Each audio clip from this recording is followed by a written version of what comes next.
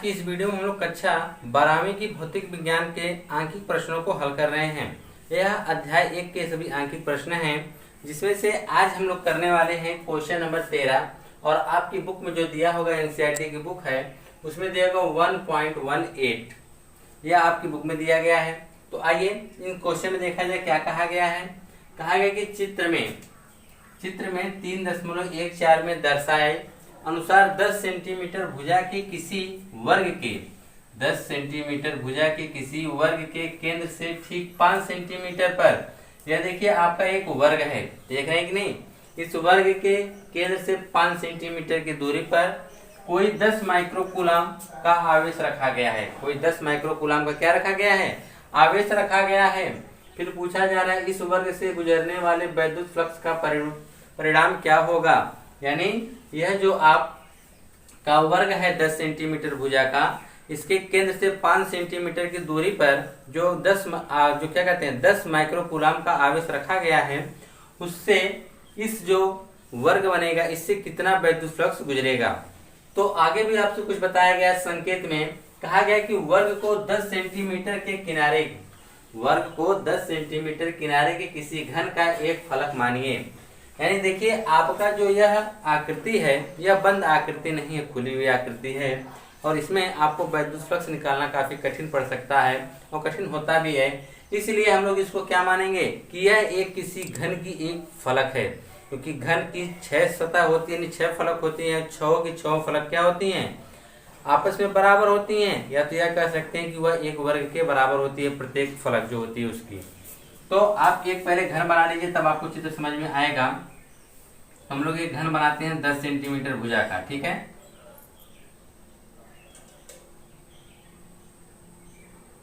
यह आपका एक घन बन गया, ठीक है।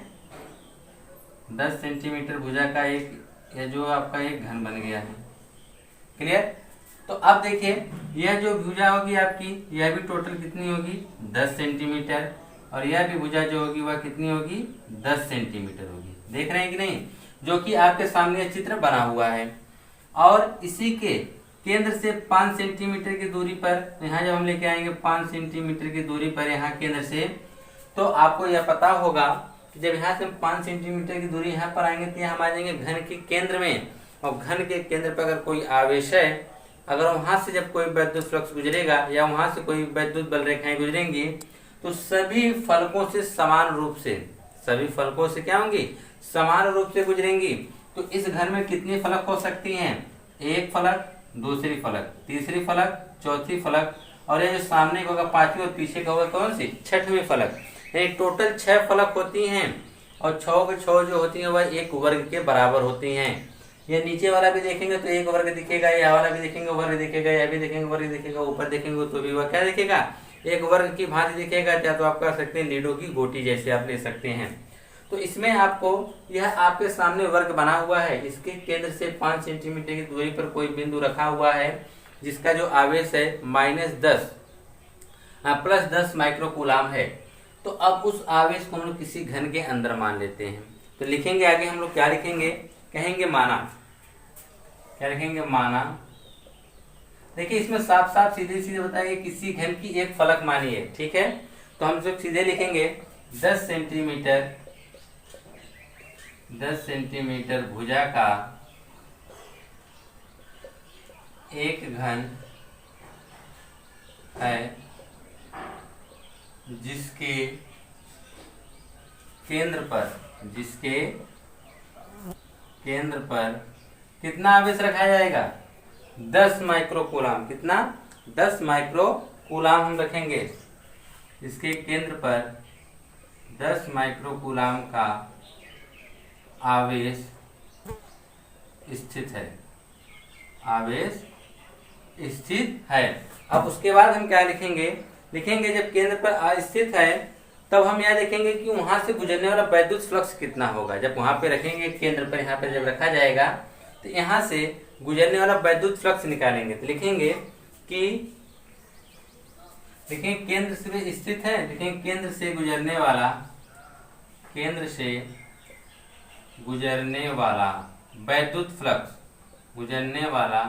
वैद्युत फ्लक्स। तो यहाँ पे किसका नियम लगेगा, गॉस की प्रमेय का। गॉस की प्रमेय में क्या बताया गया है आपको कि अगर किसी बंद पृष्ठ से, या जो आपका घन है वह कैसा है, एक बंद पृष्ठ है, जब किसी बंद पृष्ठ से हम लोग निकालते हैं गुजरने वाला वैद्युत फ्लक्स, तो उसमें उपस्थित आवेश का एप्सिलॉन 0 गुना, यानी 1/एप्सिलॉन 0 गुना होता है। तो यही आपका हो जाएगा गुजरने वाला फ्लक्स फाई बराबर Q/एप्सिलॉन 0 होगा। इसी का हम प्रयोग करेंगे, इसी से हम लगाएंगे। आप चाहे तो यहाँ पे लिख सकते हैं गॉस प्रमेय से। कहाँ से, गॉस प्रमेय से, ठीक है। तो आइए सबसे पहले हम लोग आवेश देखते हैं। तो जो आपका आवेश दे दिया गया कितना है, +10 माइक्रोकूलम आवेश है। तो हम यहाँ पे लिखेंगे आवेश, आवेश Q बराबर आपको कितना दिया गया, 10 माइक्रोकूलम है, लेकिन हमको क्या चाहिए, MKS पद्धति में चाहिए, इसलिए माइक्रोकूलम को हम बदल देंगे तो हो जाएगा 10 × 10⁻⁶ कूलम हो जाएगा। लेकिन एक मान और दिया गया है एप्सिलॉन 0। आपको पता है कि एप्सिलॉन 0 का मान होता है 8.85 × 10⁻12 होता है। तो अब यही मान उठा के हम इसमें रख देंगे, तो हमको वहां से मिल जाएगा गुजरने वाला वैद्युत फ्लक्स पता चल जाएगा। लेकिन यह कौन सा फ्लक्स पता चलेगा, यह हमको पता चलेगा कि पूरे घन से निकलने वाले वैद्युत फ्लक्स क्या होगा, पूरे घन से निकलने वाला वैद्युत फ्लक्स होगा। तो लिखेंगे घन से गुजरने वाले वैद्युत फ्लक्स क्या होगा, फाई बराबर Q/एप्सिलॉन 0। तो Q का मान हमारा है 10 × 10⁻⁶ बटा 8.85 × 10⁻12। तो यह हो गया हमारा कि घन से गुजरने वाला वैद्युत फ्लक्स। लेकिन हमको ज्ञात क्या करना है कि इसके वर्ग से, यानी इसके वर्ग की जब हम बात करेंगे, यानी इसकी सिर्फ एक फलक हम लेंगे, ठीक है। तो एक फलक को लेंगे, तो एक फलक क्या होगा, घर में टोटल 6 फलक होती हैं, जब उसका हम एक फलक लेंगे, यानी उसका 1/6वां भाग लेंगे, यानी 6 भागों में से हम लोग कौन सा भाग ले रहे हैं, एक भाग ले रहे हैं, यानी 1/6वां भाग लेंगे। तो हम वहीं पर लिखेंगे कि अब इस चीज को मिटा दे रहे हैं, ठीक है। आप लोग इसे रफ पर यहाँ पे बना लीजिएगा साइड में, ठीक है, या उसी क्वेश्चन में बना लीजिएगा, ठीक है। और अब हम आगे लिखेंगे, क्या लिखेंगे, देखिएगा, लिखेंगे कि घन के एक पृष्ठ से, लिखेंगे घन के एक पृष्ठ से गुजरने वाला वैद्युत फ्लक्स फाई बराबर, हमने बताया कि टोटल 6 भाग थे। अभी आपने चित्र देखा था, चित्र आप बना भी लीजिएगा, ठीक है। टोटल 6 भाग थे, उसमें सिर्फ एक भाग से गुजरेगा नहीं, तो लिखेंगे 1/6। टोटल का कितना हो जाएगा, 1/6 गुणे, अब यह देखिए आपका कुछ अलग मान निकलेगा, इसलिए इसको क्या मान लेंगे, फाई डैश मान लेंगे, क्योंकि फाई का मान तो यह है। जब इसमें 1/6 से गुणा करेंगे तो इसमें फाई के मान में कुछ परिवर्तन होगा, इसलिए इसको हम लोग फाई ना मान के क्या मानेंगे, फाई डैश मानेंगे। तो 1/6 गुणे 10 × 10⁻⁻6 बटा में आपका आ जाएगा 8.85 × 10⁻12 आएगा, ठीक है। अब इसका कैलकुलेशन करना है, तो ऊपर कोई संख्या ऐसी तो है नहीं कि जिससे हम काटा जा सके, तो आप क्या करिएगा कि इसका इसमें गुणा कर दीजिए, इसको ऊपर भेज दीजिए। तो हम 6 का गुणा करते हैं, 8.85 में हम 6 का गुणा करेंगे तो 6 × 5 = 30 हो जाएगा, 3 8 × 48 5 51 हो जाएगा, 8 × 48 5 53.10 आएगा, यानी फाई डैश बराबर आपको मिल जाएगा, एक का गुणा करने का कोई फर्क नहीं पड़ेगा, यानी 10 × 10⁻⁻6 बटा, अब इसका हमने इसमें गुणा कर दिया तो हमको कितना मिल गया, 53.1, देख रहे हैं कि नहीं। और ये 10⁻12 को ऊपर भेज दीजिए, हो जाएगा 10⁻12, क्योंकि माइनस से ऊपर जाएगा तो क्या हो जाएगा, प्लस हो जाएगा। अब उसके बाद देखिए, उसके बाद हम लोग क्या करेंगे, अब इसको हम लोग काट सकते हैं आसानी से, देखिए कैसे। तो यहाँ पर एक अंक पे दशमलव है, देख रहे हैं कि नहीं, दशमलव हटाएंगे तो ऊपर एक 0 बढ़ जाएगा, तो हो जाएगा 100, देख रहे हैं कि नहीं। 100 गुणे 10⁻⁻6, 10⁻12 में से घटाएंगे तो कितना जाएगा, 10⁻6 बटा हो जाएगा 531, कितना हो जाएगा 531। हम लोग क्या करते हैं, इससे एक जीरो यहाँ पे और दे देंगे, क्योंकि 1000 हो जाएगा तो हम लोग 531 से भाग देने में क्या हो जाएगी, आसानी हो जाएगी। तो आप यहाँ पे लिख दीजिए, एक जीरो यहाँ से इसको जब देंगे तो ये हो जाएगा 1000 गुणे ये हो जाएगा 10 की पावर 5 बटा 531। अब 531 से भाग कर दीजिए 1000 में। जब 1000 में भाग करेंगे तो एक बार में जाएगा 531, यहाँ पे कितना आ जाएगा 9, यहाँ पे कितना हो जाएगा 9 में 3 घटाएंगे कितना आ जाएगा 6, यहाँ हो गया कितना 9 में से घटाएंगे कितना 4 आएगा, दशमलव लगा के जीरो बढ़ा देंगे। तो आप कितनी बार भाग लेके जा सकते हैं, 9 पचे 45, 9 बार लगभग जाके देखिए, ट्राई करिए। 9 एकम 9, 9 त्रिक 27 के साथ हासिल 2 का, 9 पचे 45, 2 47, 9 बार में ज़्यादा हो जाता है, नहीं 8 बार लेके जाइए, ठीक है। 8 बार देखिए, 8 एकम 8, 8 त्रिक 24 के 4 से 2 का, 8 पंच 40, 2 42, यहाँ कितना हो जाएगा 2, यहाँ हो जाएगा 4, यहाँ हो जाएगा 4। अब दशमलव लगा जीरो बढ़ा सकते हैं, तो आप देख सकते हैं फिर हम लोग 8 बार लेके जा सकते हैं। कितनी बार लेके जा सकते हैं, 8 बार, क्योंकि 8 बार लेके जाएंगे तो 4248 आएगा, जबकि यहाँ पे 4420 है। यानी आप कह सकते हैं कि 1.88, कितना कह सकते हैं 1.88। तो यहाँ पे आप निकाल सकते हैं 5 बराबर 1.88 गुणे 10 की पावर 5। अब जब मात्रक की बात करेंगे तो नाम मात्रक होता है न्यूटन मीटर स्क्वायर प्रति कूलाम होता है। तो यह जो 5 का माना गया, तो यही इतना जो विद्युत फ्लक्स इससे गुजरेगा, तो आप लिख सकते हैं वर्ग से 10 सेंटीमीटर भुजा के 10 सेंटीमीटर भुजा के वर्ग से कितना 1.88 गुणे 10 की पावर 5 न्यूटन मीटर स्क्वायर प्रति कूलाम का विद्युत फ्लक्स गुजरेगा। इतना विद्युत फ्लक्स क्या होगा, गुजरेगा, ठीक है। तो यह था क्वेश्चन नंबर आपका 13। अब आइए हम नेक्स्ट क्वेश्चन की तरफ चलते हैं, क्वेश्चन नंबर 14। देखते हैं क्वेश्चन नंबर 14 क्या है। क्वेश्चन नंबर हम 14 देखते हैं कि क्वेश्चन नंबर 14 में आपसे क्या कहा गया है। क्वेश्चन नंबर 14 में आपसे ये दिया गया है कि 0.2 माइक्रो कूलाम का कोई बिंदु आवेश किसी किनारे पर 9 सेंटीमीटर वाले किसी घन गौसीय पृष्ठ के केंद्र पर स्थित है। पृष्ठ से गुजरने वाला नेट फ्लक्स क्या होगा। अगर आप इसे अपने बुक में देखना चाहते हैं तो ये आपकी बुक में 1.19 पे मिलेगा। तो आप ये देखिए, इसमें जैसे पिछला क्वेश्चन आपने किया सेम उसी प्रकार से थोड़ा सा अलग है। इसमें भी घन है, लेकिन यह जो घन की भुजा है वह कितना दिया गया है 9 सेंटीमीटर, और जो इसमें आवेश है जो इसका जो यहाँ पर स्थित है उसके केंद्र पर और कितना है 2 माइक्रो कूलाम है। तो आइए सबसे पहले हम चित्र के माध्यम से समझने का प्रयास करते हैं। यह हमने एक घन बना दिया, ठीक है, यह आपका एक घन बन गया और इसकी प्रत्येक भुजा 9 सेंटीमीटर की है। कितनी है 9 सेंटीमीटर की है। यह आपका घन बन गया।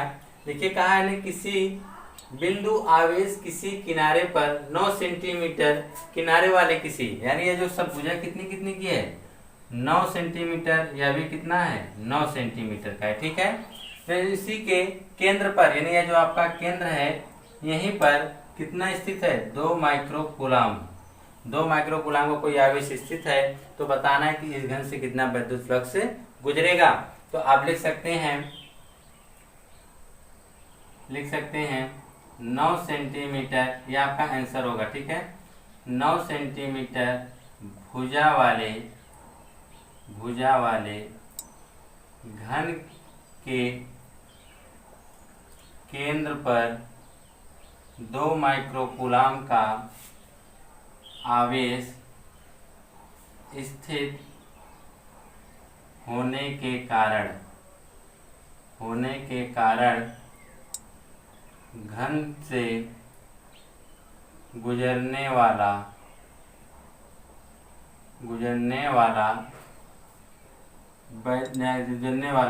फ्लक्स क्या होगा, फाई बराबर Q अपान एप्सिलॉन 0 होगा।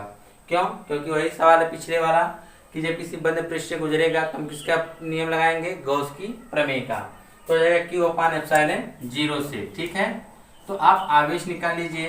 क्योंकि आपकी आवेश पता है कितना है, 2 माइक्रो कूलाम है। ठीक है, इसको बदलेंगे तो जाएगा 2 × 10⁻⁶ कूलाम हो जाएगा। जबकि आप जानते हैं एप्सिलॉन 0 का जो मान होता है वह 8.85 × 10⁻12 होता है। तो यही मान उठा के इसमें रख देंगे जब, तो फाई बराबर हमको मिल जाएगा Q/एप्सिलॉन 0 बराबर, Q का मान है 2 × 10⁻⁶ बटा 8.85 × 10⁻12। अब देखिए इसका सबसे बड़ा इंपॉर्टेंट रोल यह होता है कि इसके कैलकुलेशन आप किस प्रकार से सॉल्व करते हैं। तो ये आपका फाई बराबर मिलेगा 2 × 10⁻⁶। यह 10⁻⁶ को ऊपर भेजेंगे, 12 को ऊपर भेजेंगे तो क्या हो जाएगा, प्लस हो जाएगा, 10⁻12 हो जाएगा और बटा में कितना हो जाएगा, 8.85। ठीक है, अब आप देख रहे हैं यहाँ पर क्या है कि 0.2 अंक है, हम ऊपर 2 जीरो बढ़ा देंगे, 10 क्या हो जाएगा, खत्म हो जाएगा। यह हो जाएगा 200 गुणे, अब इसमें देखिए हम लोग घटा सकते हैं, जब हम घटाएंगे तो यहाँ से कितना जाएगा, 10⁻6, क्योंकि 10⁻−6 10⁻12 है। अब 12 में से 6 घटाएंगे कितना आ जाएगा, 6 बटा हो गया 885। क्यों, इसका 2 दशमलव हटाएं तो यहाँ पे 2 दशमलव के बदले में क्या लगा दिए, 2 जीरो लगा दिए। ठीक है, अभी भी अगर हम देखें तो आप इसे काट के छोटा कर सकते हैं। तो आप काट सकते हैं किससे, 5 से काट देंगे तो 5 से या 40 बार में कटेगा 5, इसको अगर आप काटेंगे तो 5 एक कम 5 हो जाएगा 3, 35, 5 7 35, फिर उसके बाद 3 बचेगा, 5 7 35, 177 हो जाएगा। ठीक है, अब 177 से हमको भाग करनी पड़ेगी 40 में। जब हम 40 में भाग करने जाएंगे तो क्यों ना इसे हम 0 ले लें, हो जाएगा 400। 400 में भाग करके देखिए, 17 दूनी 34, यानी 2 बार लीजिए, 7 दूनी 14, 7 दूनी 14, 15 5 ऐसे लेकर 7 एक कम 7, यहाँ 2 एक कम 2 1 3, यहाँ हो जाएगा 6, यहाँ हो जाएगा 4, यानी आएगा 46। दशमलव लगा के 0 बढ़ा दीजिए, 17 दूनी 34, फिर भी 2 ही बार जाएगा, यहाँ पे 2 बार लेके जाएंगे कितना आएगा, 354, यहाँ पे 6 आ जाएगा और फिर उसके बाद यहाँ पे आ जाएगा 0 और यहाँ पे कितना आ जाएगा 1, दशमलव लगा 0 बढ़ा देंगे तो हो जाएगा 17 6 का 102, लगभग 6 बार। क्योंकि हम देखिए 1 2 ही अंक का पढ़ा पढ़ के ट्राई करते हैं कितनी बार भाग ले जा सकते हैं, तो 17 6 का 102 बार लेके जा सकते हैं, यानी आपका आ जाएगा। लेकिन जब यहाँ पे देखिए 40 हो गया है, हम लोगों को भाग किसमें दिए है, 400 में, इसका मतलब इससे 0 लिए हैं, यानी 400 × 10⁵ बटा 177। जब इससे भाग किए तो कितना है, 2.26, इसमें जब भाग किए 2.26 × 10⁵ और मात्रक की बात करेंगे तो मात्रक वही होगा, न्यूटन मीटर स्क्वायर प्रति कूलाम हो जाएगा। ठीक है, तो इसकी जब मात्रक की बात करेंगे तो आ जाएगा न्यूटन मीटर स्क्वायर प्रति कूलाम। यह था क्वेश्चन नंबर आपका, क्वेश्चन नंबर 14 था। और अब हम चलते हैं क्वेश्चन नंबर 15 की तरफ। ठीक है, इसको नोट्स कर लीजिए। नंबर 15 को देखते हैं कि क्वेश्चन नंबर 15 क्या दिया गया है। अगर आप लोग अपनी बुक में देखना चाहें तो इसे आप देख सकते हैं 1.20 पर। ठीक है, तो आइए क्वेश्चन नंबर 15 में दिया गया है कि किसी बिंदु आवेश के कारण उस बिंदु को केंद्र मानकर खींचे गए 10 सेंटीमीटर त्रिज्या के गोलीय गॉसी पृष्ठ पर वैद्युत फ्लक्स कितना दिया है, -1.0 × 10⁻³ न्यूटन मीटर स्क्वायर प्रति कूलाम दिया गया है। यानी आपसे कहा गया कि कोई एक बिंदु हम मान लेते हैं, मान लीजिए आपका बिंदु हो गया और इससे 10 सेंटीमीटर यानी जो इसकी त्रिज्या है वो कितनी बताई गई है, 10 सेंटीमीटर त्रिज्या मानकर हम लोग एक गॉसी पृष्ठ की रचना कर देते हैं। ठीक है, गोलीय गॉसी पृष्ठ होगा।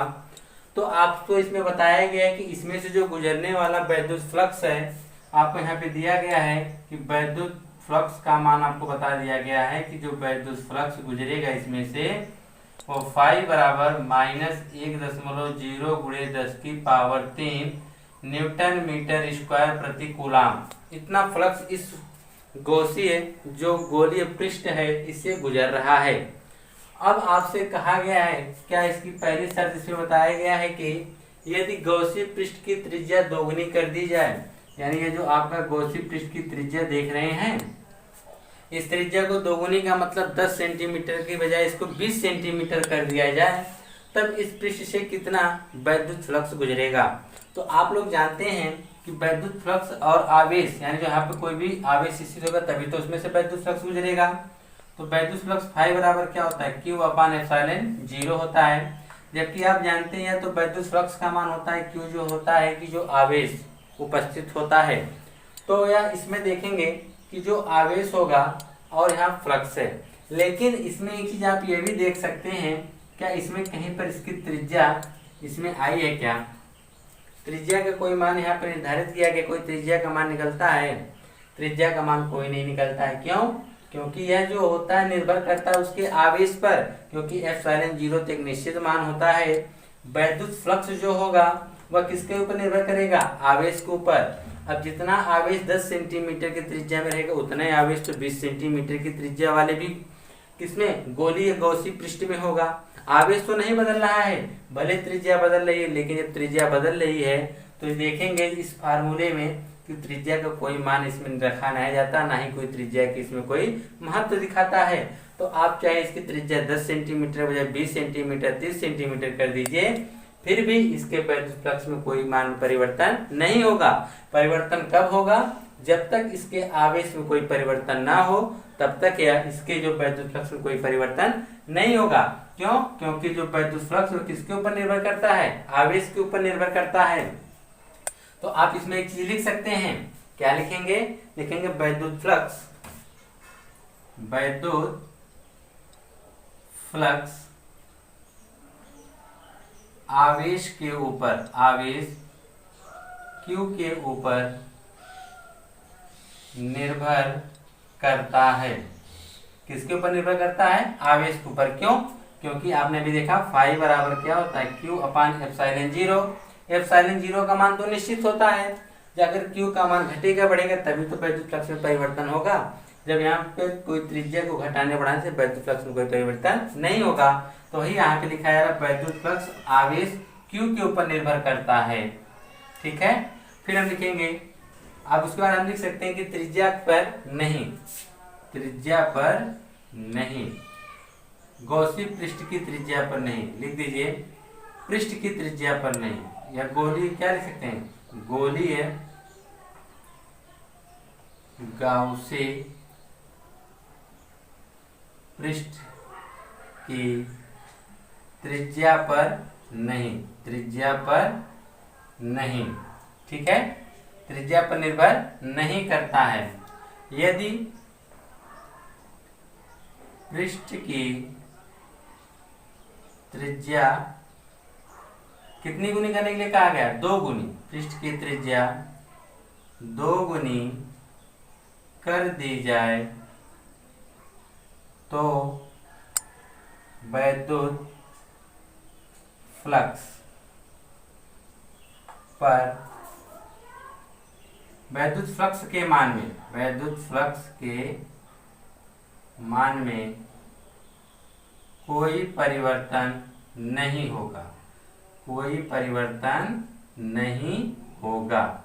तो यह था आपका पहला कि वैद्युत फ्लक्स में कितना, क्या पूछा गया कि पृष्ठ से कितना वैद्युत फ्लक्स गुजरेगा। जब कोई परिवर्तन ही नहीं होगा तो वैद्युत फ्लक्स फाई बराबर ही गुजरेगा माइनस 1.0 गुणे 10⁻³ न्यूटन मीटर स्क्वायर प्रति कूलम। इतना ही वैद्युत फ्लक्स उसमें से गुजरेगा। ये चीज तो क्लियर हो गई आपको।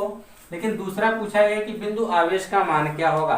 तो आइए बिंदु आवेश का मान भी हम लोग निकाल देते हैं। ठीक है, इसका बी वाला पार्ट में देखते हैं कि बिंदु आवेश का मान। तो आपसे पूछा क्या गया है, आवेश, आवेश यानी Q का मान आपसे पूछा गया है। तो आपको पता क्या है, गॉस की प्रमेय का फार्मूला पता है कि गॉस प्रमेय से, गॉस प्रमेय से आपको क्या पता है, फाई बराबर Q अपान एप्सिलॉन 0। यह तो आपको फार्मूला पता है। आपको Q का मान चाहिए इसलिए इसको इधर भेज दीजिए। तो आपका Q बराबर हो जाएगा फाई इंटू एप्सिलॉन 0। तो आपको फाई का मान तो निकाला गया है, फाई का मान पता है माइनस 1.0 गुणे 10⁻³ गुणे एप्सिलॉन 0 का मान आपको पता है कितना होता है 8.85 गुणे 10⁻12, क्योंकि एप्सिलॉन 0 का मान निश्चित है, वह एक नियतांक है। अगर 1 का गुणा आप 8.5 में करेंगे, 8.85 में तो कोई फर्क नहीं पड़ेगा, हो जाएगा माइनस 8.85 गुणे 10⁻³ गुणे 10⁻12। अब आप देखिए क्या हो जाएगा, माइनस 8.85 गुणे अब 3 में से 12 घटाना जाएंगे तो कितना जाएगा -9, और यहाँ आवेश इसलिए क्या हो जाएगा, कूलाम हो जाएगा। लेकिन ये देखिए माइनस है, इसका मतलब यह हो गया कि जो वैद्युत बल रेखाएं हैं वह बाहर से कहाँ आ रही हैं, पृष्ठ के अंदर की तरफ आ रही है। माइनस चिन्ह यही आपको प्रदर्शित कर रहा है। तो यह था क्वेश्चन नंबर आपका 15। तो अब हम चलते हैं नेक्स्ट क्वेश्चन की तरफ, क्वेश्चन नंबर 16। आइए हम क्वेश्चन नंबर 16 को देखते हैं कि क्वेश्चन नंबर 16 हमारा क्या दिया गया है। क्वेश्चन नंबर 16 में कहा गया कि 10 सेंटीमीटर त्रिज्या के चालक गोले पर अज्ञात परिणाम आवेश है, कि 10 सेंटीमीटर त्रिज्या का कोई गोला है, उस पे जो आवेश है उसका परिमाण हमको ज्ञात नहीं है। ठीक है, यदि गोले के केंद्र से 20 सेंटीमीटर दूरी पर वैद्युत क्षेत्र की तीव्रता आपको दिया गया है, यानी जब गोले से 20 सेंटीमीटर की दूरी पर हमको वैद्युत क्षेत्र की तीव्रता पता है कितनी है, 1.5×10⁻³ न्यूटन प्रति कूलाम है। तो आपको बताना है तो गोले पर नेट आवेश कितना होगा। तो आपको गोले पे बताना है कि आवेश यानी नेट आवेश कितना होगा। तो पहले आपको जो चीजें बताया गया है कि 10 सेंटीमीटर त्रिज्या का कोई एक गोला है, तो आप पहले एक गोला बनाइए। ठीक है, यह एक कोई गोला बन गया जिसकी त्रिज्या की अगर हम बात करें, इसकी जो त्रिज्या है वह कितनी है, 10 सेंटीमीटर है। त्रिज्या कितनी है, 10 सेंटीमीटर है।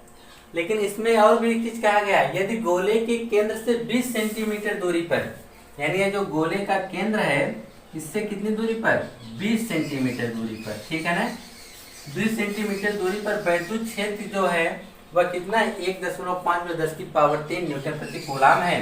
तो यहाँ पे अगर हम एक गॉसी पृष्ठ की कल्पना कर दें, इस प्रकार से बना दें, यह आपका हो गया गॉसी पृष्ठ, यानी यह गॉसी पृष्ठ का क्षेत्र हो गया। ठीक है, तो यहाँ पर हम देख रहे हैं, यहाँ पर जो गॉसी पृष्ठ की कल्पना कर रहे हैं, जो इसकी त्रिज्या होगी वही इसकी भी त्रिज्या होगी। यहाँ पर जो इसका मान दिया गया है 1.5 दिया है, 1.5×10⁻³ न्यूटन प्रति कूलाम दिया गया है। ठीक है, और इसकी जो दिशा की बात कर रहा है, त्रिज्यता अंतर्मुखी है, यानी जो इसकी दिशा है ई की वह क्या है, त्रिज्यता अंतर्मुखी, मतलब इसके केंद्र की तरफ है। किधर है, केंद्र की तरफ है इसकी जो दिशा होगी। तो पूछ रहा है गोले पर नेट आवेश कितना होगा, यानी आपको Q का मान पूछा जा रहा है, Q का मान कितना होगा। तो आपको देखिए, आपको सिर्फ क्या पता है, वैद्युत क्षेत्र की तीव्रता E पता है। तो आप लोग जानते हैं कि एक फार्मूला होता है फाई बराबर E/A होता है, जानते हैं नहीं। तो यहाँ से आप वैद्युत फ्लक्स निकाल सकते हैं, क्योंकि आपको तीव्रता पता है, हम लोग क्षेत्रफल निकाल सकते हैं, क्योंकि यह जो एक गॉसी पृष्ठ की कल्पना करेंगे वह एक गोले की भांति होगा, उसका क्षेत्रफल हमको पता है। तो हम लोग यहाँ से फाई का जब मान निकाल लेंगे तो आपको पता है कि फाई बराबर क्या होता है, Q/ε0। तो आपको ε0 का भी मान पता हो जाए, यहाँ से आपने फाई का मान निकाल तो आप आवेश का मान निकाल सकते हैं। इसलिए सबसे पहले हमको क्या निकालना पड़ेगा, फाई निकालना पड़ेगा। तो आइए फाई निकालने के लिए हमको क्या क्या करना पड़ेगा उसको देखते हैं। तो फाई निकालने के लिए आप लोग ध्यान से देखिएगा कि आपने जब यहाँ पे देखा, यह जो बिंदु है इसकी जो दिशा कहाँ अंदर की तरफ है, तो हम इसी के पृष्ठ पे एक छोटा सा खंड ले लेते हैं। जब एक छोटा सा सूक्ष्म खंड लेंगे तो इस जो क्षेत्रफल लेंगे, इस क्षेत्रफल की दिशा की अगर हम बात करें, इस क्षेत्रफल की दिशा क्या होगी, इसके ठीक लंबवत बाहर की तरफ होगी, इसके लंबवत ठीक बाहर की तरफ होगी, यानी यह क्या हो गया, वेक्टर DA हो गया, और ये क्या हो गया, वेक्टर A। अब यहाँ पे दोनों के बीच की अगर हम कोण की बात करें, या दोनों एक दूसरे के ठीक विपरीत है, तो दोनों के बीच बनने वाला कोण कितना होगा, 180 अंश होगा। तो हम देख रहे हैं कि छोटे से यह जो आपने खंड लिया है इसमें से कितना वैद्युत फ्लक्स बाहर गुजर रहा है, उसको निकालने के लिए आप लोग किस प्रकार से हल करेंगे। तो सवाल को हल करने का तरीका देखिए। तो सबसे पहले आपको क्या पता है, वैद्युत क्षेत्र की तीव्रता, यानी लिखेंगे वैद्युत क्षेत्र की तीव्रता E बराबर आपको पता है 1.5×10⁻³ न्यूटन प्रति कूलाम है। क्लियर।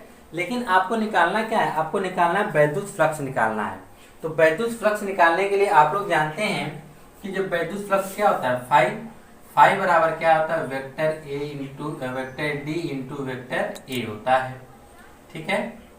लेकिन जो यहाँ पर हम लोग खंड ले रहे हैं वो बहुत ही सूक्ष्म खंड लिए हैं।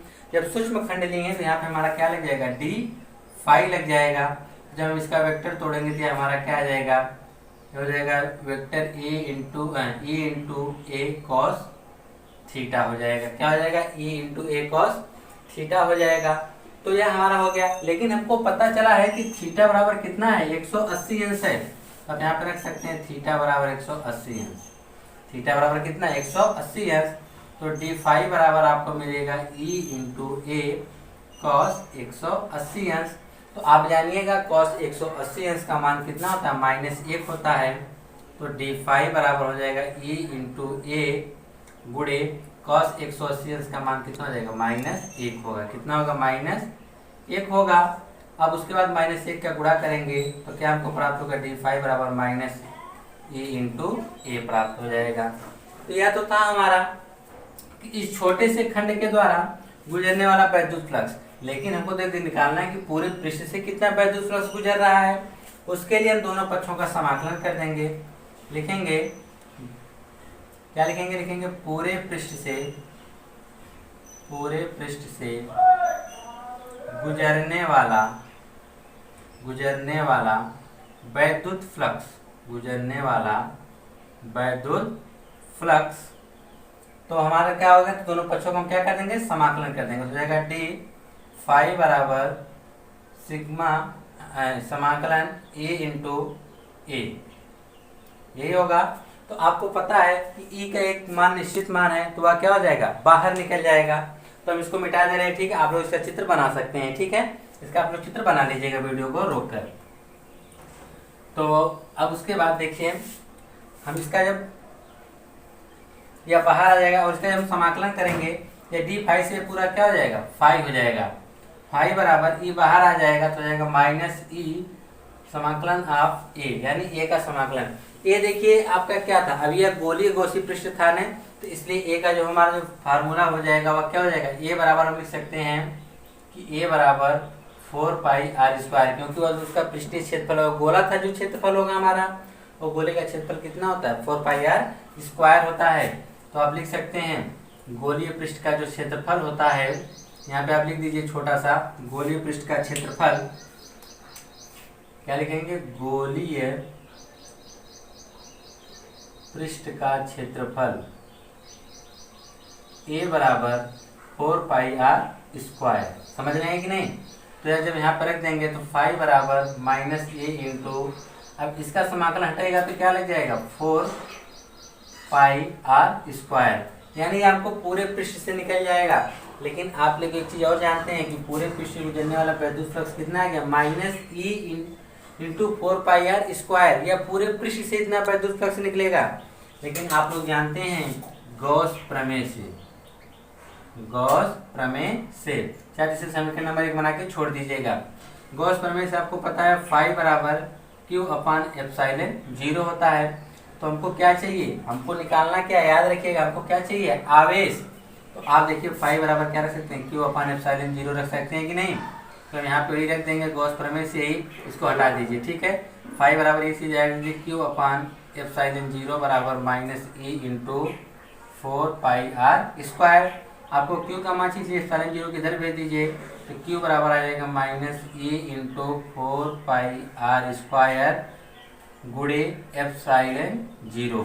अब हम सभी का मान रखने जा रहे हैं। जब हम सभी का मान रखेंगे तो ई का मान देखिए माइनस ई का जो मान आपका आएगा, ई का मान देखिए यहाँ पर कितना है?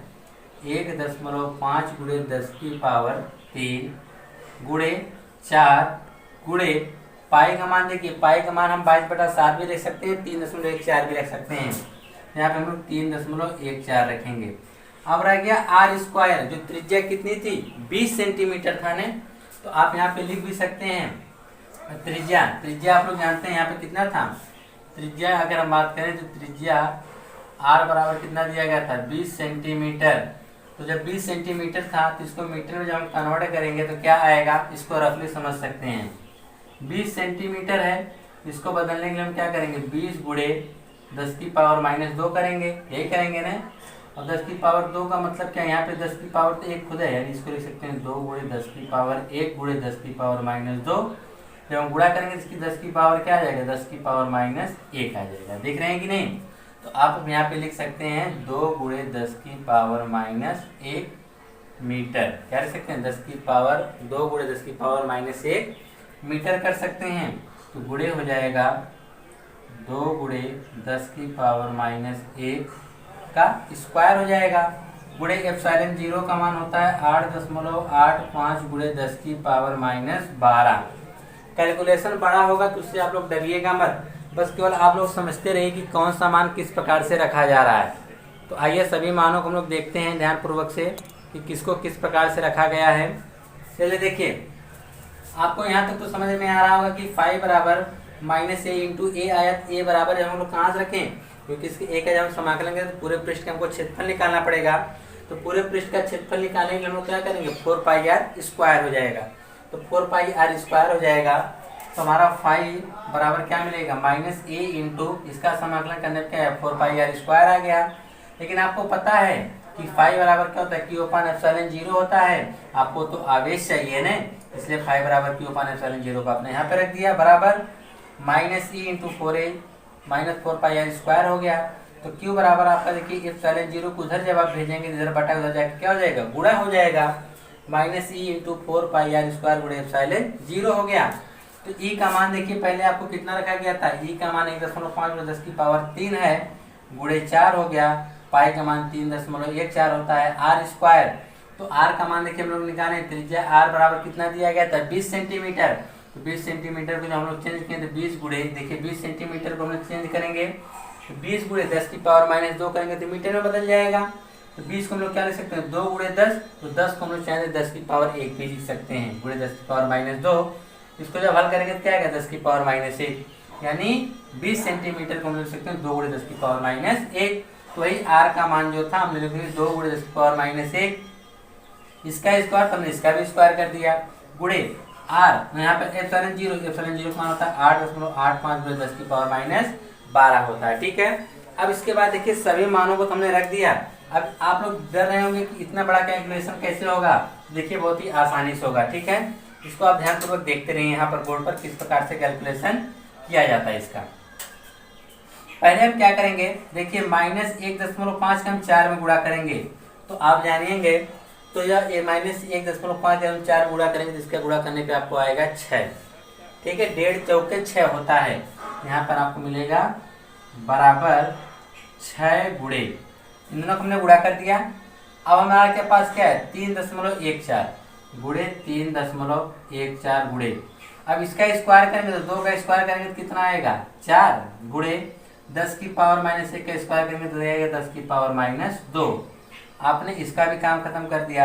अब बचा क्या है 8.85 तो गुणे 8.85 गुणे बचा क्या है, यहाँ से आप 10 की पावर 3 और 10 की पावर माइनस 12 गुणे 10 की पावर 3 गुणे 10 की पावर माइनस 12। अब हम पावर का भी सेट कर देंगे। देखिए 6 और 4 का आप गुणा कर सकते हैं, 6 चौका कितना हो जाएगा 24 हो जाएगा। या तो आप 6 का गुणा इसमें कर दीजिए, आसान हो जाएगा। 6 चौके 24 के 4 हासिल 2 का 6 कम 6 2 8 और 6 3 18, 2 अंक पे दशमलव लग गया, यानी इन दोनों का काम तो आपने खत्म कर दिया। अब बचे यह दोनों, इन दोनों का आपस में गुणा कर दीजिए। तो 4 25 20 के 0 हासिल 2 का 4 बटे 32 2 34 के 4 हासिल 3 का 4 बटे 32 3 35 और 2 अंक पे दशमलव 35.4 कर सकते हैं। तो आपने इनका भी गुणा कर दिया। बचे क्या 10 की घाते माइनस 2 10 की घाते माइनस 12 तो हो जाएगा 10 की घाते माइनस 14 और 10 की घाते माइनस 14 में अगर हम 3 घाते जोड़ने चाहेंगे तो जोड़ने बजाय घट जाएगा, हो जाएगा 10 की घाते माइनस 11। फिर से देखिएगा 10 की घाते माइनस 2 10 की घाते माइनस 12 कितना हो जाएगा 10 की घाते माइनस 14 हो जाएगा। अब उसमें जब हम 3 जोड़ेंगे तो कितना आ जाएगा 10 की घाते माइनस 11 हो जाएगा, क्योंकि 14 में जब 3 जोड़ने जाएंगे वह घट जाएगा। ठीक है, अब उसके बाद आपका इसमें गुणा करना 18.84 गुणे 10 की गुणे 35.4 गुणे 10 पावर माइनस 11। तो इन दोनों का आपस में गुणा कर देते हैं, हो जाएगा 18.84 गुणे 35.4। इसी का गुणा करते हैं तो 4 चौके 16 86 1 का 8 चौके 25 1 33 3 हासिल 3 का 8 चौके 32 3 35 के 5 हासिल 3 का और 4 एकम 4 3 7 हो गया। ठीक है, 5 का गुणा कर देते हैं। 5 चौके 20 की 0 हासिल 2 का 8 5 40 2 42 2 हासिल 4 का 8 5 40 4 44 के 4 हासिल 4 का 5 एकम 5 4 9। इसका गुणा करते हैं 3 का तो 4 3 12 का 8 का 24 25 के 5 हासिल 2 का 8 24 24 और 2 26 के 6 हासिल 2 का 3 का 3 2 5 हो गया। यहाँ 6 3 5 4 9 हो गया। अब इसको जोड़ते हैं 5 4 9 7 16 के 6 हासिल का 10 16 के 6 हासिल का 5 1 6 तो 1 2 3 1 2 3 यानी आ गया गुणा करने पर 66 666.93 गुणे 10 की पावर -11। तो अब देखिए जब हम इसको सार्थक अंक के रूप में लिखना चाहेंगे तो यहाँ पे हम लोग दशमलव यहाँ पे लेकर आएंगे, जो कोटिमान ग्रुप में लिखना चाहेंगे तो 2 अंक इधर खिसक जाएगा दशमलव, तो यहाँ पे लिख सकते हैं 6.66 गुणे 10 की पावर -11 तो था, लेकिन दशमलव 2 अंक इधर खिसकाएं तो 2 घात इसकी क्या होगी, बढ़ जाएगी। इसमें आप 2 घात जोड़ना चाहेंगे तो हो जाएगा 6.66 गुणे 10 की पावर -9, क्योंकि 2 जोड़ेंगे, जोड़ने के बजाय क्या होगा, घट जाएगा। लेकिन आप लोग निकाल क्या रहे हैं, आवेश, तो इतना आवेश क्या हो जाएगा, कूलाम हो जाएगा। ठीक है, तो यह था आपका क्वेश्चन नंबर 16। इस प्रकार से आपका क्वेश्चन नंबर 16 लगेगा। तो आइए अब हम चलते हैं नेक्स्ट क्वेश्चन की तरफ। क्वेश्चन नंबर 17 क्या दिया गया, ठीक है, इसको नोट्स कर लीजिए आप लोग। ठीक है, दिया गया है क्वेश्चन नंबर 17 में कहा गया है कि 2.4 मीटर व्यास की किसी एक समान आवेशित चालक गोले का पृष्ठीय आवेश घनत्व 80 माइक्रोकूलाम प्रति मीटर स्क्वायर है। तो आपको बताना क्या है कि गोले पर आवेश कितना होगा और गोले के पृष्ठ से निर्गत कुल वैद्युत फ्लक्स क्या होगा। तो आइए हम लोग पहले निकालते हैं इसका आवेश, यानी पहला क्वेश्चन को हम लोग सॉल्व करते हैं। तो जो चीजें आपको दिया गया पहले लिख लीजिए। आपको गोले का व्यास दिया गया है, यहाँ पे लिखेंगे गोले का व्यास। गोले का व्यास, आपको व्यास d बराबर पता है 2.4 मीटर, लेकिन आप लोग जानते हैं हमको गोले के व्यास की नहीं बल्कि हमको गोले की त्रिज्या की आवश्यकता होती है। तो लिखेंगे गोले की त्रिज्या, गोले की त्रिज्या, त्रिज्या हमारा हो जाएगा r बराबर 2.4/2 कर देंगे तो आएगा 1.2 मीटर। यह तो हो गया गोले की त्रिज्या।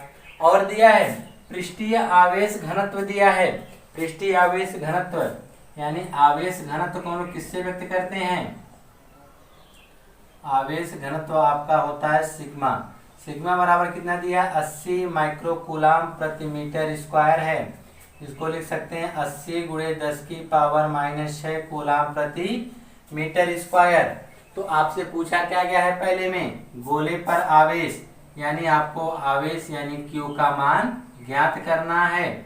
तो आप जानते हैं कि एक फार्मूला क्या होता है कि सिग्मा बराबर आपका होता है, सिग्मा बराबर होता है Q/A।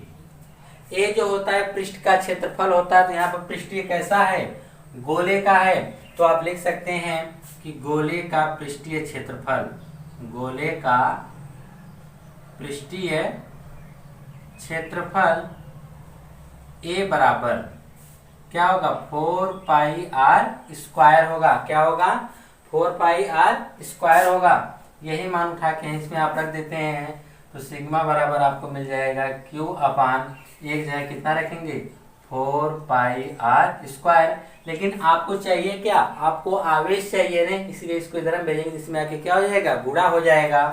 तो Q बराबर आपको मिलेगा सिग्मा गुणे 4πr²। सभी के मान को रख दीजिए।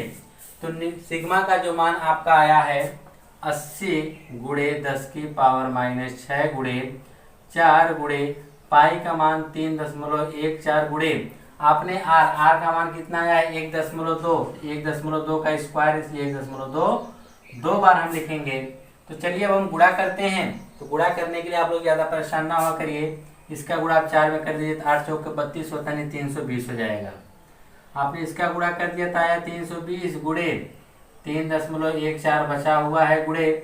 आप इसे दशमलव भूल जाइए कि यह दशमलव है, तो 12 का 12 में गुणा करेंगे तो कितना आएगा 144 आएगा। अब दशमलव को याद कर लीजिए, एक अंक पे यहाँ दशमलव, एक अंक पे यहाँ दशमलव, 2 अंक पे दशमलव हो जाएगा, यानी 1.44। तो यहाँ पे आप लिख सकते हैं 1.44 गुणे लास्ट में बचेगा 10 की पावर -6। अब हम इन दोनों का आपस में गुणा करते हैं तो 3.14 में हम गुणा करेंगे 320 से, तो यह 0 छोड़ दीजिए, 4 दूनी 8 हो जाएगा, 2 एक कम 2, 3 दूना 6 हो जाएगा, 4 तीन 12 2 80 लिखा, 3 एक कम 3 1 4 हो जाएगा, 3 त्रिक का 9, 8 4 10 यहाँ हो जाएगा 10 और 0 बढ़ा देंगे तो 2 अंक पे दशमलव लग जाएगा, यानी 1004.80। तो आप इसका जब गुणा किए तो आया है 1004.8, गुणे में बचा कितना है 1.44 गुणे 10 की पावर -6। अब इसी में हम लोग किसका गुणा कर देंगे 1.44 का गुणे 1.44, तो 4/32 2 3 का 4 को 16 3 19 हो जाएगा और 4 19 4 1 कम 4, फिर 4 का गुणा करेंगे तो वही नोट कर देंगे, फिर उसके बाद 1 का गुणा करेंगे तो हो जाएगा 8 4 0 0 1, सबको जोड़ दीजिए, यहाँ जोड़ेंगे तो 2 आएगा या 9 2 11 के 1 का 10 18 19 का 89 1 का 4 1 5 1 6, यह 4 आएगा, यहाँ भी 4 आएगा और यहाँ पे कितना आ जाएगा 1 आ जाएगा। ठीक है, अब इसके बाद देखिए क्या करते हैं हम लोग, तो यहाँ पे देखेंगे 3 अंक पे दशमलव लगा हुआ होगा, क्योंकि 1 अंक यहाँ है 2 अंक के नीचे 1 2 3 अंक पे दशमलव लगा देंगे तो जाएगा 1446.9, गुणा करने पाएगा 1446.9 गुणे 10 की पावर -6 हो जाएगा। अब हम लोग क्या करेंगे, दशमलव को ठीक 1 अंक बाद रखते हैं, तो हम इसको दशमलव को इस साइड बाएं तरफ खिसकाएंगे तो उसकी क्या होगी घात बढ़ जाएगी। तो इस प्रकार से देखिए दशमलव को 1 2 3 अंक खिसकाएंगे तो हो जाएगा 1.446 और यह 9 भी हो जाएगा गुणे 10 की पावर -6 गुणे 10 की पावर 3 हो जाएगा। दशमलव इधर खिसकाएंगे तो घात इधर बढ़ जाती है, तो इसके निकटतम मान को हम लोग यहाँ 4 6 है, इसको हम 5 मान लेंगे, हो जाएगा 1.45 गुणे 10 की पावर 6, जब इसमें 3 जोड़ेंगे तो आ जाएगा कितना 10 की पावर -3, तो यहाँ आवेश इतना क्या हो जाएगा कूलाम, यानी जो गोले पर आवेश जो होगा वह कितना होगा आवेश यानी कूलाम 1.45 गुणे 10 की पावर -3 कूलाम होगा। अब आपसे बी वाले क्वेश्चन में पूछा गया है कि गोले से निर्गत कुल वैद्युत फ्लक्स आपको बताना है, तो आप इसको नोट्स कर लीजिए वीडियो को रोककर। अब हम इसको वैद्युत फ्लक्स वाला निकाल देते हैं। ठीक है, तो इसका जब हम वैद्युत फ्लक्स निकालेंगे तो देखिए क्या आएगा हमको मिलेगा, तो आप वैद्युत फ्लक्स निकालने के लिए इसका बी वाला पार्ट, तो वैद्युत फ्लक्स निकाल दीजिए। तो वैद्युत फ्लक्स निकालने के लिए आपको पता है फाई बराबर क्या होता है Q/ε0, आपको फाई का मान निकालना है, तो Q का मान आपने यहाँ पे निकाला है 1.45 गुणे 10 की पावर -3 बटा ε0 का मान होता है 8.85 गुणे 10 की पावर -12। तो पहले हम क्या करेंगे देखेंगे, 2 अंक यहाँ पे दशमलव 2 अंक यहाँ पे दशमलव खत्म हो जाएगा 145 बटा 885 गुणे है घात ऊपर चला जाएगा, हो जाएगा 10 की पावर -3 गुणे 10 की पावर 12। ठीक है, तो आप देख सकते हैं कि इसको हम लोग 5 से काट सकते हैं, तो 5 से आप इसे काट के छोटा कर दीजिए, 5 से काटेंगे तो यह हो जाएगा 5 दूना 10 5 9 45 29 बार में 5 से काटे 5 एकम 5 हो जाएगा 38 5 7 35 5 7 35 177 हो गया, यानी 29 बटा 177 गुणे इसको जब आप घटाएंगे तो आ जाएगा 10 की पावर 9, कितना आएगा 10 की पावर 9 आ जाएगा। अब उसके बाद इसमें जब हम लोग भाग करेंगे 177 से किसमें 29 में, तो भाग नहीं के दशमलव एक 0 बढ़ा देंगे, तो आप एक ही बार भाग लेके जा सकते हैं, हो जाएगा 177, यहाँ कितना आ जाएगा 3 आ जाएगा और यहाँ से जब घटाएंगे तो 1 आएगा और यहाँ से भी कितना घटाएंगे 1 आ जाएगा। ठीक है, तो अब इसके बाद हम लोग देखिए दशमलव लगा 0 बढ़ा सकते हैं, तो यहाँ पे हो जाएगा 17 पढ़ा पड़िए कि 113 से ज़्यादा ना हो, तो 17 6 का 102 यानी लगभग 6 बार हम लेके जा सकते हैं। ठीक है, तो 0.16 आएगा, लिखेंगे 0.16 गुणे 10 की पावर 9, तो हम लोग दशमलव जब उधर, क्योंकि दशमलव हम लोग 1 अंक बाद लिखते हैं, तो हम लोग क्या करेंगे मानक रूप इसका यही होता है कि इसको हम लोग दशमलव 1 अंक बाद रखते हैं, तो उसको जब उधर खिसकाएंगे तो एक घात इसमें घट जाएगी, हो जाएगा 1.6 गुणे 10 की पावर 8 और यहाँ पर यह है वैद्युत फ्लक्स, यह हो जाएगा इसका मात्रक होगा न्यूटन मीटर स्क्वायर प्रति कूलाम, कितना उसमें से वैद्युत फ्लक्स से गुजरेगा। ठीक है, यह हो गया उसमें वैद्युत फ्लक्स बी का मान, बी वाला पार्ट यहाँ के वैद्युत फ्लक्स निकाल लिया आपने। और इससे पहले आपने भी ये निकाला था, क्या निकाले थे आप लोग इसका क्या निकालना था, आवेश। तो आवेश आपने निकाला था 1.45 × 10⁻³ कूलम आया था। ठीक है, यह था क्वेश्चन नंबर आपका 17। अब हम चलते हैं नेक्स्ट क्वेश्चन की तरफ। 18 देखते हैं। क्वेश्चन नंबर 18 क्या दिया गया है, कहा कोई अनंत रैखिक आवेश 2 सेंटीमीटर दूरी पर 9 × 10⁴ न्यूटन प्रति कूलम विद्युत क्षेत्र उत्पन्न करता है, रैखिक आवेश घनत्व ज्ञात कीजिए। यानी आपसे पूछा गया रैखिक आवेश घनत्व क्या होगा। तो जो चीजें आपको दिया गया है पहले आप उसको लिख लीजिए। ठीक है, यहाँ पे आपको जो दिया गया है आवेश की जो दूरी दी गई है, यानी r का जो मान दिया गया है, r बराबर दिया गया है 2 सेंटीमीटर। इसको आप मीटर में बदल देंगे तो हो जाएगा 10⁻² मीटर। और क्या दिया गया है, कहा गया कि 9 × 10⁴ न्यूटन प्रति कूलम। जो यह आपको दिया गया है विद्युत क्षेत्र तीव्रता, यानी तीव्रता E का मान दिया गया है, विद्युत क्षेत्र लिखेंगे। ठीक है, विद्युत क्षेत्र E का मान दिया गया है 9 × 10⁴ न्यूटन प्रति कूलम। तो पूछा गया है रैखिक आवेश घनत्व, यानी आवेश घनत्व आपसे पूछा गया है, और भी कौन सा, रैखिक आवेश घनत्व। ठीक है, रैखिक आवेश घनत्व यानी लैम्डा का मान आपसे पूछा गया है। तो आइए इसका जो फार्मूला होता है E बराबर होता है λ/2πr, 2πε0 r होता है। तो यहाँ से आपको कौन सा मान निकालना, लैम्डा कौन है, इसलिए इसको इधर भेज देंगे, इधर के गुणा में हो जाएगा। तो लैम्डा बराबर आपका हो जाएगा E × 2πε0 r हो जाएगा। ठीक है, तो यहाँ पे इसका हम मान रख देंगे। E का जो मान आपको मिला है 9 × 10⁴ गुणे 2 गुणे पाई का मान 3.14 रख देंगे, गुणे ε0 का मान होता है 8.85 गुणे 10⁻12 गुणे r का मान जो है 2 गुणे 10⁻²। देखिए मान तो बड़ा है लेकिन इससे आप डरिए मत। ठीक है, आइए इसका कैलकुलेशन कर दिया जाए, बहुत ही आसानी से होगा। देखिए सबसे पहले हम यहाँ 2 को लेंगे और यहाँ 2 को लेंगे, 2 दूना कितना हो जाएगा 4, और 4 9 36 हो जाएगा। तो ये लैम्डा बराबर आप पहले लिख सकते हैं 36 गुणे क्या क्या बच गया है, 3.14 बचा है, तो गुणे 3.14 गुणे, फिर क्या बचा है 8.85 बचा है, तो 8.85 आप लिख दिए गुणे। अब उसके बाद देखिए अब सब घात बची है, 10⁻4 और 10⁻−2 और 10⁻−2। तो अगर आप देखेंगे तो 10⁻−2 10⁻−2 10⁻−4 और यहाँ पर 10⁻+4 इससे कट जाएंगे। आपने घात तो सेट कर दिया, यानी 10⁻4 गुणे 10⁻−4, यह दोनों आपस में एक दूसरे से क्या होंगे, कट जाएंगे। तो लैम्डा बराबर आपको क्या मिल गया है, यही मान। तो चलिए इसका हम लोग गुणा कर देते हैं। जब हम इसका गुणा करेंगे तो चलिए पहले हम इन दोनों का आपस में गुणा करते हैं।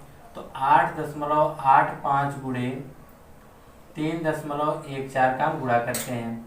तो 5 चौके 20 की 0 हासिल 2 का, 8 चौके 32 2 34 के 4 हासिल 3 का, 8 चौके 32 3 35। फिर 1 का गुणा करेंगे तो आ जाएगा 5 8 8, फिर 3 का 5 3 15 5 हासिल 1 का, अतिरिक्त 24 1 25 5 हासिल 2 का, अतिरिक्त 24 2 26, यह हो गया 0 9, फिर यह हो जाएगा 5 5 10 18 के 8 हासिल 1 का, और यह हो जाएगा 5 3 8 16, 1 17 के 7 हासिल 1 का 7 2, और 2 पे 2 और 2 4 1 2 3 4, यानी 27.78 गुणे 36, इसी का हमको गुणा कर देना है। ठीक है, तो चलिए हम लोग इसका गुणा करके देखते हैं कि गुणा करने पे कितना आएगा। तो गुणा कर देते हैं। जब हम गुणा करेंगे तो देखिए क्या प्राप्त होता है हमको।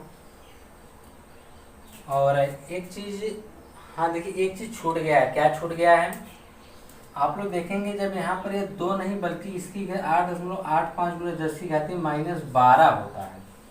कितना होता है, 10⁻12 होता है। वही गलती हो रही देखिए यहाँ पर। ठीक है, इसको फिर से घातु सेट करते हैं। तो 10⁻4 और 10⁻12 10⁻−2 है, तो 10 की घाते -2, 10 की घाते -12, 10 की घाते -14 हो जाएगा। और -14 में जब आप 4 जोड़ोगे तो कितना हो जाएगा, 10 की घाते -14 गुणे 10 की घाते 4। 14 कहाँ से हुआ, 10 की घाते -2, 10 की घाते -12। क्यों? क्योंकि अब जब एप्सिलॉन 0 का मान रखेंगे तो 8.85 गुणे 10 की घाते -12 होता है ना, यहाँ गलती से 2 लिखा दिया गया था। ठीक है, तो हो गया -12 -2 कितना हो गया, -14। और -14 में से हम जब 4 घटाएंगे तो हमारा आ जाएगा 10 की घाते -10 आ जाएगा। तो अब हम चलते हैं 27.78 में 36 का गुणा कर देते हैं। तो 8 छक 48 का 88 4 का 7 छक 42, 42 4 46 46 4 का 7 छक 42, 42 4 46 46 4 का 14 12 4 16, 8 3 24 के 4 हासिल 2 का, 7 3 21 2 23 के 3 हासिल 2 का, 7 3 21 2 23 के 3 हासिल 2 का, 3 दूनी 6 2 8। इसको जोड़ देते हैं। 8 6 6 10 की 0 से लेकर 6 3 10 0 से लेकर 6 3 10 0 से लेकर 8 1 9 1 10 और 2 अंक पे दशमलव यानी 1000 आ गया। लैम्डा बराबर आपका आ गया 1000.08 गुणे 10 की पावर -10। तो अब हम दशमलव को क्या करते हैं, दशमलव को सिर्फ एक अंक बाद रखते हैं, इसलिए दशमलव को हम लोग बाएं की तरफ खिसका के लेके आएंगे तो घात बढ़ जाएगी। कितना खिसका के लाएंगे, 1 2 3, यानी लैम्डा बराबर 1.0 गुणे 10 की पावर -10 गुणे 10 की पावर 3। जब इसमें बढ़ा देंगे क्योंकि 10 की घात देखो 3 बढ़ गई है ना, जिसमें जोड़ेंगे तो लैम्डा बराबर 10 की घाते 1 गुणे 10 की घाते -7 आएगा।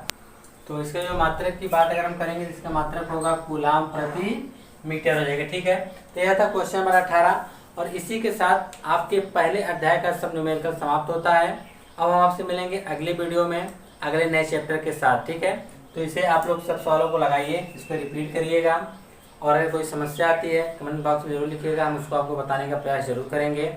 और साथ ही इसको जितना उसके उतना से अधिक शेयर करिए ताकि और भी बच्चों के पास यह पहुंच सके। धन्यवाद।